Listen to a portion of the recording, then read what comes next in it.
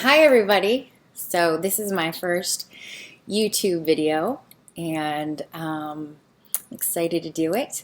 I created a PowerPoint to also go along with the video that I will post along with the video regarding information processing and the STORE model. So essentially, information processing is a group of theories and theorists that come together to explain children's cognition. And they vary in their different experiments that they've done, but in general, what they're trying to do is explain how cognition is similar to that of a computer-based model.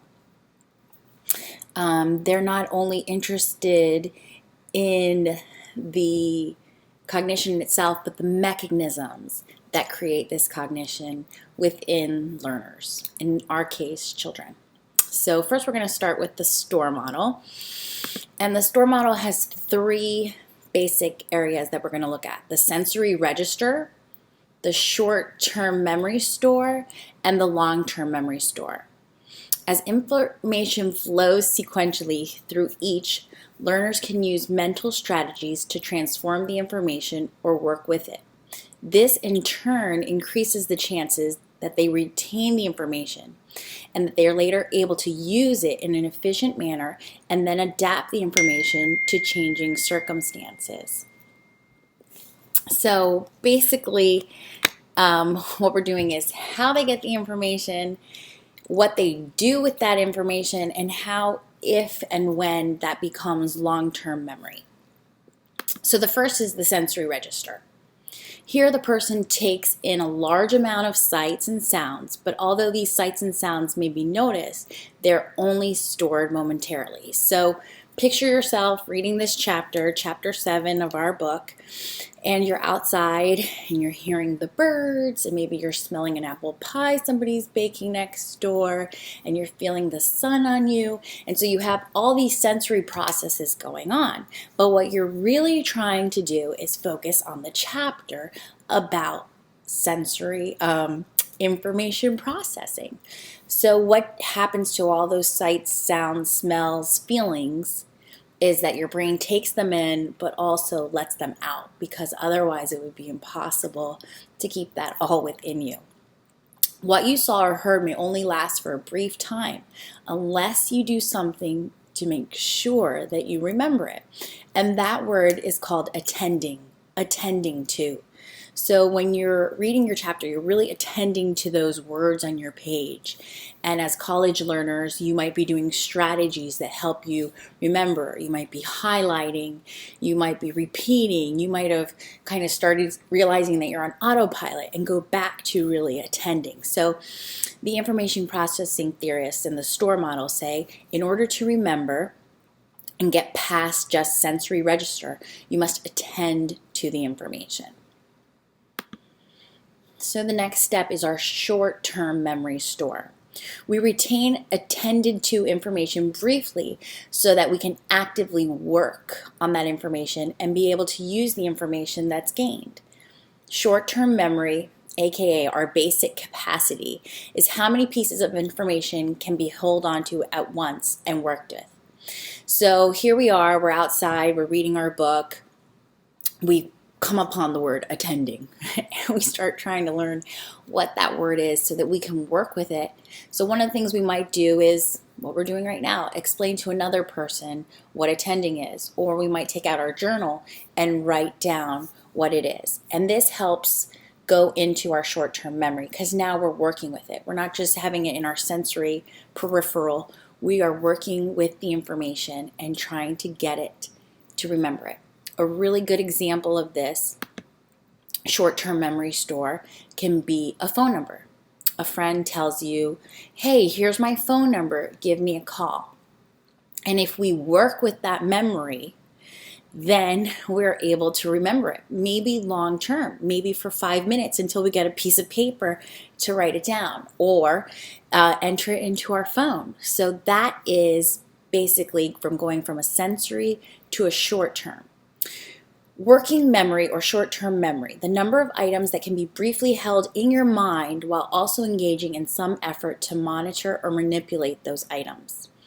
So when you take it, for instance, a phone number, what scientists, researchers in this theory have found is that the basic capacity of short-term memory in a digit span is 7 numbers. No coincidence that the amount of numbers in a phone number are also 7 numbers, because we saw, or scientists saw, that that is what people of adult age are usually able to hold on to. Preschoolers, on the other hand, can usually retain about 3 to 4 digits. And many IQ tests will give us an amount of numbers and see how many numbers a person can retain, and base your intelligence quotient on how many numbers you're able to retain. So as teachers, we need to know that number retention, this short-term memory retention, is a really good indicator of a child's capacity to learn. But it can increase if we teach people strategies. And some of the strategies that we talked about are some of the same strategies you might do when trying to remember something. So you might rehearse it, keep saying it over and over again. 555 1245, 555 1245, 555 1245. And another strategy that you can see is repeat those items rapidly to yourself, or rehearse them in a list. You might also want to put songs to it, sounds to it. All these things help with short-term memory store, and take it to the next process, which is called the automatic process. And the example I'm going to give here is, I want you to keep in mind driving as I read to you what the definition is. The central executive joins with working memory to process information. The better learned the information is, the more likely it is to become an automatic process. So when we have an automatic process, what happens is that we don't need to use, according to the theory of the STORE model, we don't need to use our brain to focus on the thing now that we're learning. So if I'm driving a car, it's an automatic process. Have you ever been driving a car and you're like, what happened? How did I get here? Because it's so automatic. It's an everyday activity that you're able to do without having to really focus on it. And the reason we're able to do that is that while we're driving, we have so many other things going on. Maybe sensory things, the radio's on, cars coming down the other way, someone stopping in front of you, a red light, maybe someone's in the back seat telling you a story. So you're able to do all these other things because the automatic process doesn't take up any of your working memory. So the goal is to learn something so well that it becomes an automatic process and you can add to it in your working memory. The next place is your long-term memory, and this is a person's permanent knowledge base. This area of your brain is unlimited, which is really exciting. But the real key is the retrieval of the information. And in our brain, what scientists and research have found is that we categorize our memories. So in our PowerPoint, I put a really cool picture of, if you've seen the Pixar movie, where they go into the library and all the memory stores and all the things are put on the shelves, and how you have to get that back. So when somebody asks you a question, you automatically have to go back into your head and think of that long-term memory that you have stored there. And sometimes if you think of a category, for instance, somebody says, who's that actress in that movie? And you start thinking, oh, well, I remember in that movie she had an accent and she was wearing vintage clothes and da-da-da. And so you can kind of remember how you've stored this actress in your memory, and then eventually come upon a name or find her on the computer on IMDb. So then there's the central executive. And the central executive, according to the STORE model, manages thinking by directing the flow of information using some of the strategies just mentioned before to you, short-term memory store, adding some more sophisticated strategies that enable complex, flexible thinking. The central executive also coordinates incoming information with information that is already in the system. And the central executive selects, applies, and monitors strategies that facilitate memory storage, comprehension, reasoning, and problem solving. So again, you're back outside reading the chapter and you're trying to learn all these things, and your central executive is the one in charge of deciding to apply the strategies. Maybe you're highlighting, maybe again you're writing notes, maybe you're talking to a friend about what you've just read, maybe you're answering a subunit. Whatever it is that you're doing, it's a central executive process to enable you to get it from just sensory input to your working short-term memory to your long-term memory. All of these are sequential and can work together to create the long-term memory and the automatic process. So, as future teachers, we have to think of the implications of the information processing theory and the STORE model for how children in our care will learn. So we know about basic capacity of stores, the speed with which information is processed, and executive function apply basic procedures and high-level strategies to achieve cognitive goals. As children continue to develop, they make gains in the length of their attention span, in their ability to suppress impulsive behavior, and in their ability to increase the strategies they use for greater cognitive gains. That's just a basic overview that says that all of the things on the STORE model and information processing gain and get larger and better as a child ages and develops with the proper instruction, care, teaching, development, health, but all of those things should happen. So as teachers, we can't expect kindergartners or all kindergartners to have the same capacity for sitting still or learning that perhaps fourth graders would. And we can't expect that they would be able to employ consistently the same strategies for learning that fourth graders would. All of these things can be taught, but also the capacity to use them increases with development.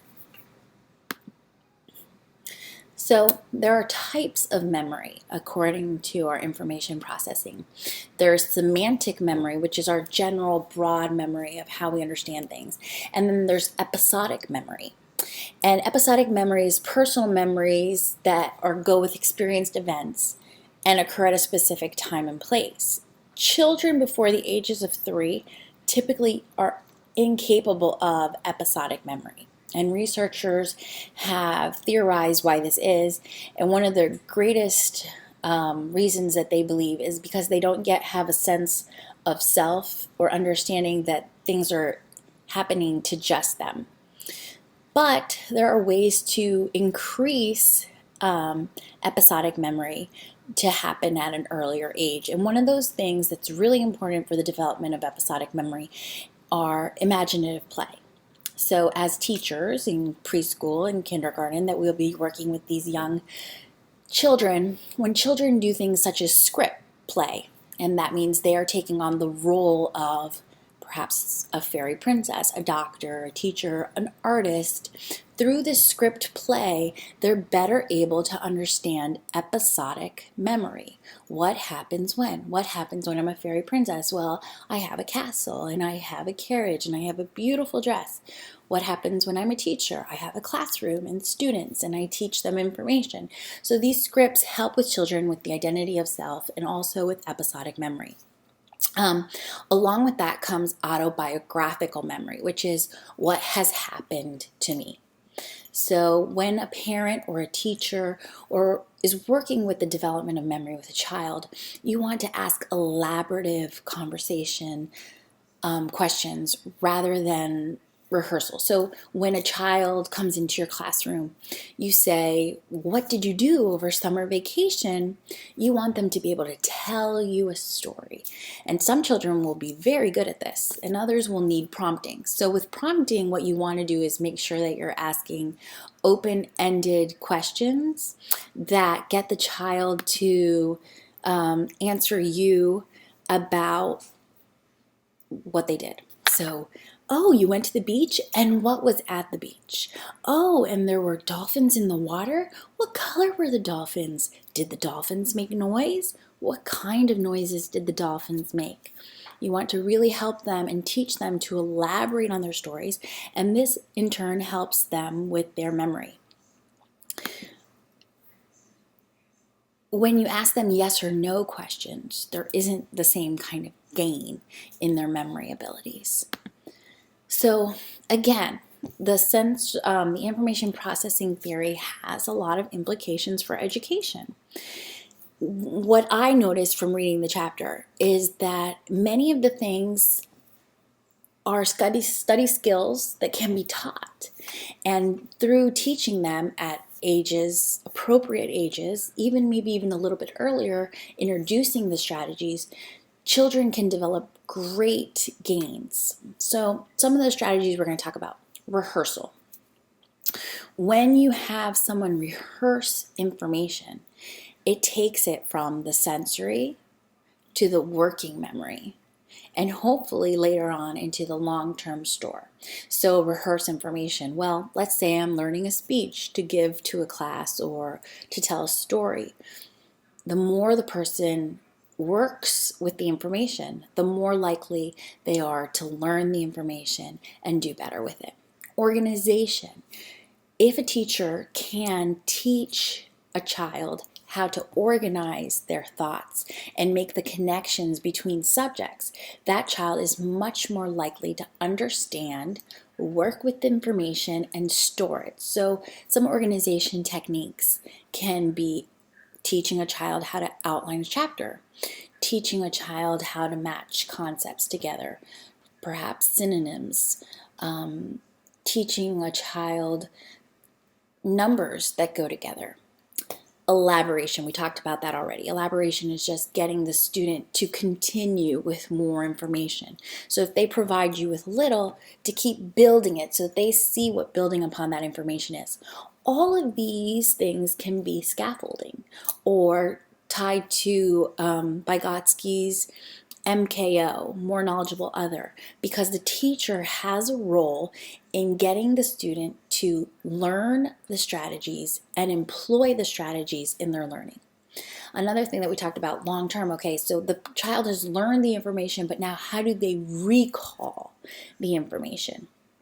And they've done studies that recall can be improved by, and this is why they tell you on the times you're taking the test, the standardized test, in a non-stressful environment, when you've had a good breakfast and plenty of rest, that increases your chance of recall.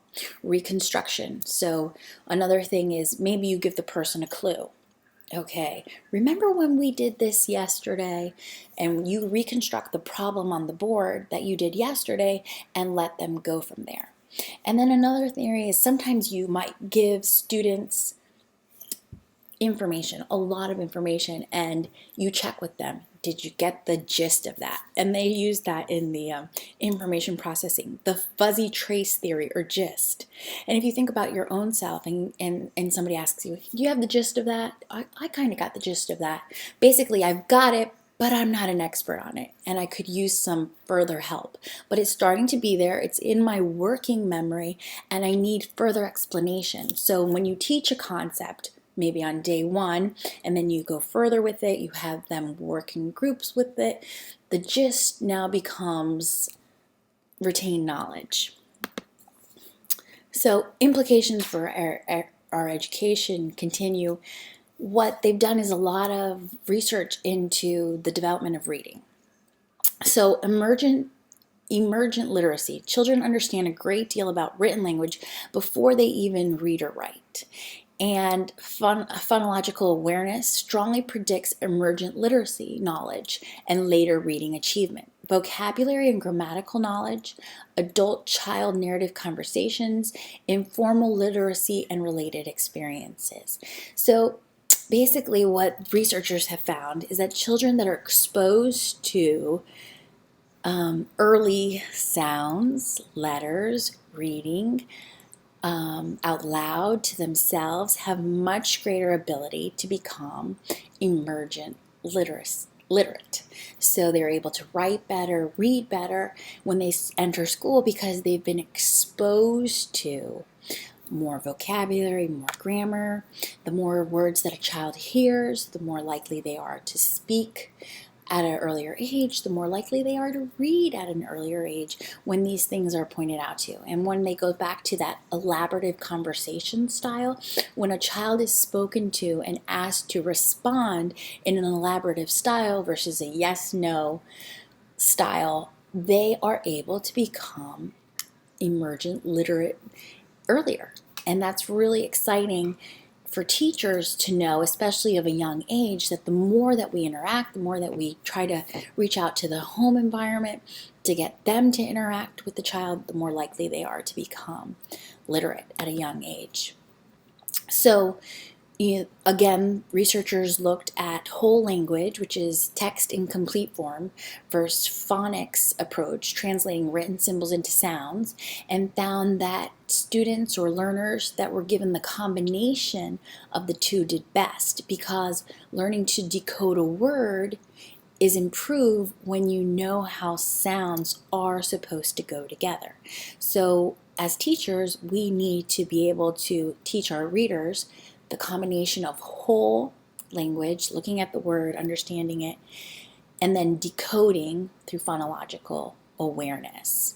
So phonological awareness is very important because they found that this predicts reading and spelling progress throughout school.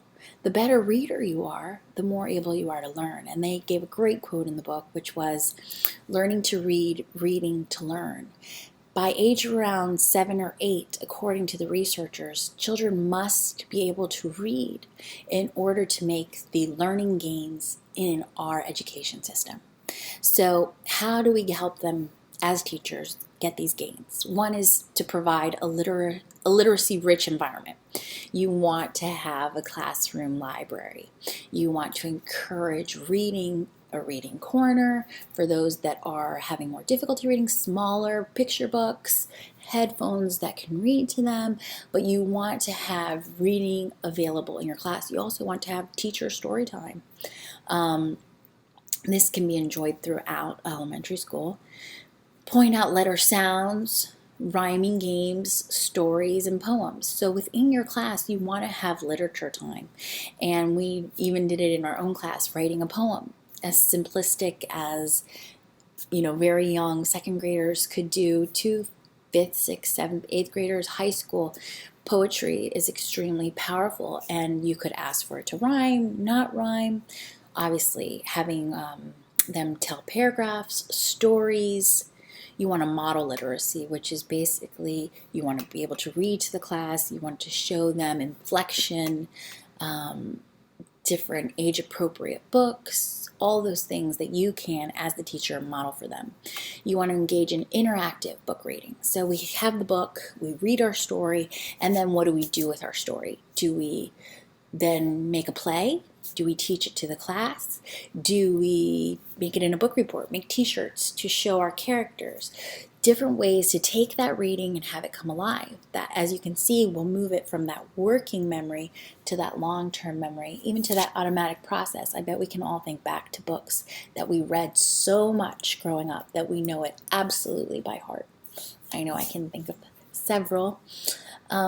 Again, outings to the library, whether it's the media center within your class, whether it's encouraging parents to take a field trip to the library, a field trip that you do to a community center with your class, to the park, to wherever where we show literacy. Literacy can be reading the signs there, reading about the animals that you're seeing, having them do a map while they're there, answering questions. All of those things improve a child's literacy.